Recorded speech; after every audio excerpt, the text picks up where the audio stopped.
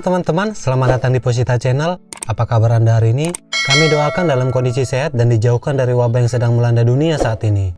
Di video kali ini, kita akan membahas tentang awal berdirinya perusahaan Suzuki sebagai salah satu produsen otomotif terkemuka di dunia.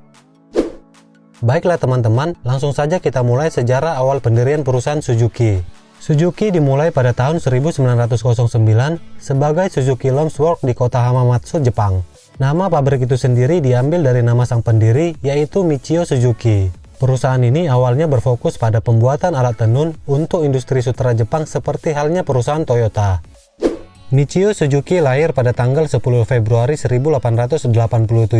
Ia merupakan anak seorang petani kapas tradisional Jepang yang menciptakan alat tenun kayu pertamanya saat menginjak usia 22 tahun. Selama lebih dari satu dekade, pabrik tenun ini berkembang dengan pesat. Dia lalu membangun Suzuki Loom Manufacturing Company pada 15 Maret 1920. 2 tahun berjalan, perusahaan tersebut dinobatkan sebagai perusahaan perkakas tenun terbesar di Jepang. Singkat cerita, setelah pertumbuhan perusahaan berkembang pesat dan Suzuki menikmati kekayaan dari hasil pembuatan alat tenun, namun pada awal tahun 1950-an, industri permintaan mesin tenun makin lama makin menyusut. Michio Suzuki mulai mempertimbangkan untuk beralih fokus bisnis ke bidang kendaraan bermotor dan membuat produk otomotifnya sendiri. Pada tahun 1952, ide Michio ini terwujud ditandai dengan munculnya Power Free yang kemudian menjadi produk sepeda motor pertama sejarah Suzuki. Setelah sukses di pasaran, Suzuki kemudian merilis Diamond Free pada tahun 1953 dan Mini Free pada tahun 1954. Setelah kesuksesan Suzuki di pasar sepeda motor, setahun kemudian perusahaan memproduksi mobil Suzuki yang diberi nama Suzu Like. Mobil ini dilengkapi dengan penggerak roda depan dengan beragam inovasi yang puluhan tahun lebih maju dari masanya. Namun perlu diketahui bahwa Suzu Like bukan murni karya Suzuki sepenuhnya. Suzuki menggunakan platform model mobil Eropa Austin 7 lansiran 1922 sampai dengan 1939. Mobil ini sendiri memang sangat populer di daratan Inggris kala itu. Hasil dari pengembangan Suzuki tersebut, Suzu Like hadir dengan bobot yang lebih ringan dengan menghadirkan fitur yang tidak umum pada masa itu sampai setengah abad kemudian diadopsi oleh mobil-mobil lain di seluruh dunia. Demi melancarkan ekspansinya ke seluruh dunia, Suzuki akhirnya memutuskan untuk masuk ke pasar Indonesia pada tahun 1968.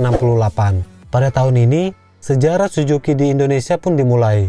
Suzuki pertama kali hadir di tanah air dengan memboyong Fronte. Mobil ini hadir dengan konfigurasi teknologi 2 tak dan masuk melalui jalur pelabuhan Surabaya.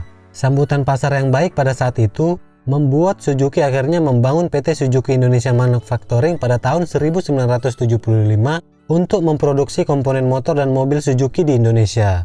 Setelahnya, PT Indomobil Utama pun ditunjuk sebagai agen pemegang merek mobil Suzuki di Indonesia. Pada tahun-tahun berikutnya, Suzuki mulai menjalin kerjasama dengan produsen kendaraan lain seperti General Motor Amerika dan Isuzu Motor Jepang di tahun 1990. Dengan Fiat pada tahun 2004, Nissan pada tahun 2007, dan VW di tahun 2010. Namun kerjasama dengan VW tidak berlangsung lama. Pengakhiran perjanjian dengan VW bukanlah hal yang mudah bagi Suzuki.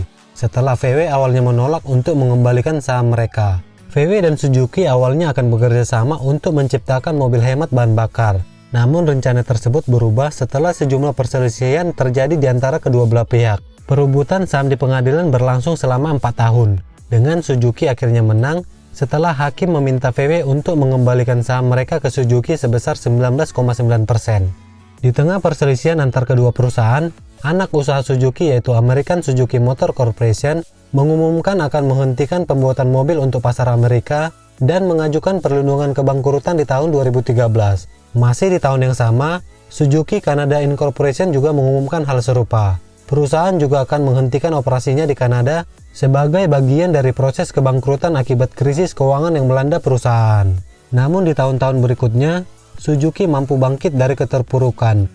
Di tahun 2015, Suzuki mengumumkan kolaborasi dengan Proton di Malaysia. Masih di tahun yang sama, Suzuki juga kembali ke sirkuit MotoGP setelah sempat undur diri pada tahun 2011 silam.